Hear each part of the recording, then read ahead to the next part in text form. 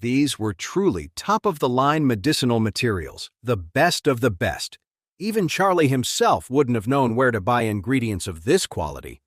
He was a little shocked and couldn't help but ask, "How did your father get his hands on so many amazing medicinal materials?" Skyler quickly explained. "Well, Mr. Wade, you see, my Knox family is involved in a lot of businesses, and one of them is medicinal materials. Our ancestors were herbal suppliers way back in the ancient era. We used to have our own cargo truck convoy to collect the best ingredients and transport them. We sold to the elites in the capital and to wealthy merchants here in Orris Hill. We've kept that business going all these years." Then Skyler added quickly, "Oh, and by the way, my father wanted me to tell you, Mr. Wade, that if you ever need any medicinal materials in the future, just let us know. The Knox family will do everything we can to get you what you need." Charlie was genuinely surprised. Ever since he'd stumbled upon the mystic knowledge, he'd been completely drawn in by its secrets. It contained so many formulas and prescriptions for refining medicine, but many of the ingredients were things he'd never even heard of. He'd been worrying about how to find them, and he never expected that the Knox family was a supplier of medicinal materials with a century of history. This was like searching high and low for something, only to have it fall right into his lap. He couldn't hide his excitement and said, "Okay, that's great. With the Knox family's help, my medicine refining is going to be so much easier." When Skyler heard Charlie mention refining medicine, she hesitated for a moment, then took a deep breath, gathered her courage, and suddenly dropped to her knees on the floor with a thud. Charlie was startled by her sudden move. "Skyler, what are you doing?" he asked, surprised. Skyler stayed on her knees, clasping her hands together, and pleaded with a serious expression. "Mr. Wade, my father heard you're going to make a magical medicine, and he's desperate to have one. So I came to beg you, Mr. Wade, if, after you've refined the magic medicine, if you could also—" Skyler trailed off, unable to finish her sentence. She had been admired her whole life.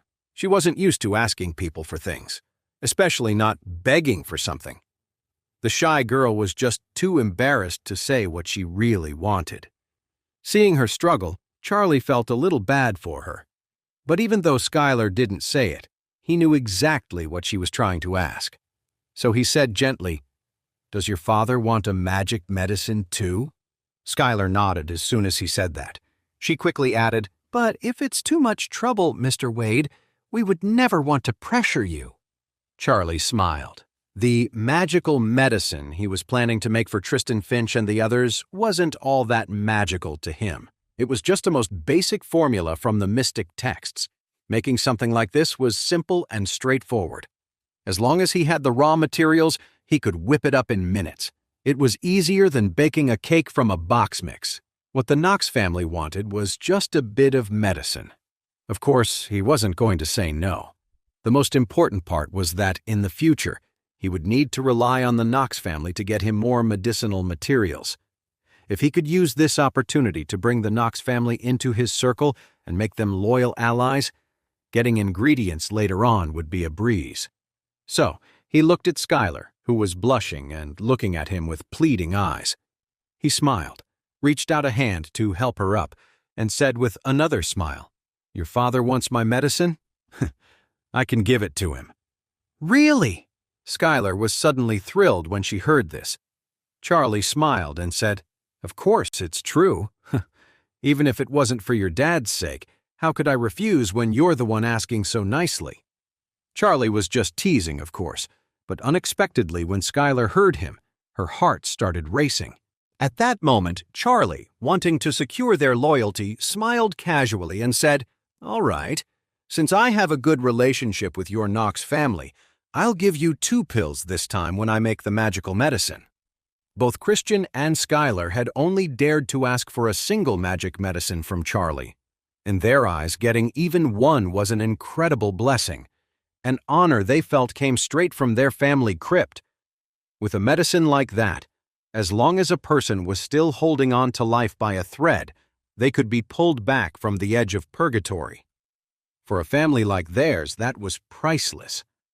But they never would have dared to ask for it.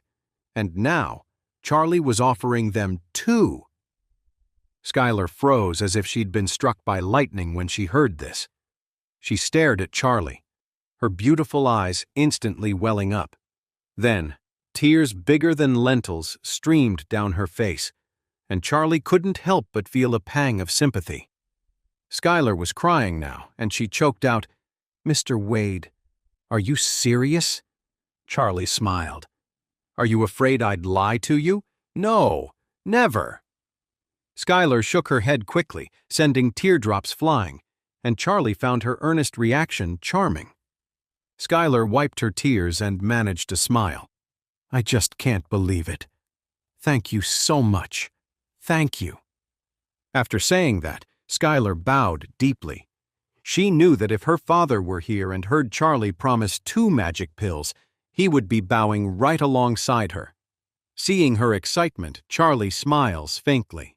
"Skyler, go back and tell your father that I, Charlie, am a man of my word. After the magical medicine is refined, I will give him 2 pills. But if I ever need anything from the Knox family in the future, he must not refuse me. Understand?" Skyler nodded eagerly, her voice filled with excitement. "I understand, Mr. Wade. Thank you," Charlie nodded. "Okay, Skyler, you don't need to be on your knees. Get up." Skyler quickly said, "Yes, Mr. Wade." After she spoke, she carefully stood up. Charlie smiled and said, "We're not in some classic martial arts flick. You don't have to be so formal." Skyler quickly replied, "My dad always taught me to be polite and respectful to my elders. Mr. Wade, you have abilities that are almost beyond belief. It's only natural for me to show you the utmost respect." Charlie smiled faintly. "From what I've seen of your temper before, you seemed a little spoiled. I didn't expect you to be so well-mannered and respectful. I'm impressed." Skyler was happy, but also a little embarrassed. She wasn't used to being so proper. Before today, she was still that fiery little spitfire. It was her nature to challenge anyone and not back down. But now, in front of Charlie, she was completely won over. And with her dad's high hopes for her, she found herself subconsciously wanting to be like a sweet, well-behaved kitten for him. Seeing that it was getting late, Charlie said to Skyler, "Skyler, I'll take the medicinal materials, but I have to go out and buy some vegetables, so we should probably head out." Skyler realized she was keeping Mr. Wade from his errands and nodded quickly. "Mr. Wade, I won't keep you." Charlie shook his head slightly. "Don't worry about it. Go back and tell your dad that I'll contact him after the medicine is ready." "Okay, Mr. Wade." Skyler immediately bowed respectfully. Charlie gently stopped her, then stashed the medicinal materials in the kitchen before walking out with her. At the gate of the community, Skyler thanked him profusely, then reluctantly said goodbye to Charlie and drove home. Charlie, on the other hand, slipped back into his old persona of the useless son-in-law. He pulled a small cart for grocery shopping, the kind you get as a promotion for buying washing powder, and walked to the farmer's market near his home. Skyler drove home, her heart pounding with excitement. Back at the Knox mansion, Christian was pacing anxiously. He had no idea if Charlie would agree to his daughter's request for the medicine. After all, he was desperate to serve Charlie, but he feared Charlie might look down on a family like his. The Knox family in Orris Hill was more influential than Salmon White's family, but they were a far cry from Warnia's Smith family. And Charlie was the Smith family's top priority. With a powerhouse like the Smith family in the picture, what chance did the Knox family have to even get noticed? Just as his anxiety was peaking, Skyler returned. The moment her car pulled into the driveway of the mansion, Christian rushed outside. She had barely put the car in park and opened the door when Christian hurried over. "Skyler, how did it go? Did Mr. Wade agree?" Skyler nodded over and over, tears welling up in her eyes. "Dad, Mr. Wade agreed." "That's fantastic. Christian burst out laughing, overjoyed. Then Skyler added, "Dad, Mr. Wade said he's going to give us 2. "What?" Christian was stunned. 2? For us? Mr. Wade is giving us 2 magic pills? Are you absolutely sure? Christian felt like he couldn't even breathe. Skyler nodded, her expression completely serious. "He is definitely giving us 2 magical medicines. I heard him perfectly." "Oh my God!" Christian burst into tears. "Is he trying to elevate our Knox family?" Skyler quickly explained. "He said he'll be needing medicinal materials in the future, and he wants us to work closely with him." Christian said excitedly, "This is amazing, Skyler. Amazing! He is going to help our Knox family rise. With a great God like him on our side, the Knox family will be revitalized. There's hope for us." After that, he asked again, "By the way, when Mr. Wade saw you, did he show any special reaction?" Skyler's face turned beet red. She stammered, "He said—" "Well, what did Mr. Wade say?" Skyler lowered her head and said in embarrassment, "He said he couldn't refuse a little beauty like me." Christian laughed loudly and cheered. "We have a chance. We have a real chance. It looks like one day, Mr. Wade might just become my son-in-law." Skyler said shyly, "Dad, what are you talking about?" Christian said excitedly, "Anything is possible. Skyler, you have to keep trying." He continued excitedly, "Mr. Wade has great magical powers. His way of doing things is completely different from ordinary people, and he certainly doesn't care about what society thinks or about normal rules. Otherwise, with his kind of power, why would he lower himself to be a live-in son-in-law for the Wilson family? So, my daughter, you have to keep working at it and really solidify things with Mr. Wade. It would be best if you could have a son for Mr. Wade.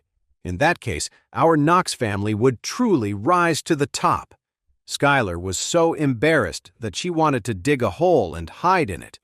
She covered her face and said, "Dad, what are you saying? That's so disrespectful." After saying that, she stomped her feet and ran back to her room.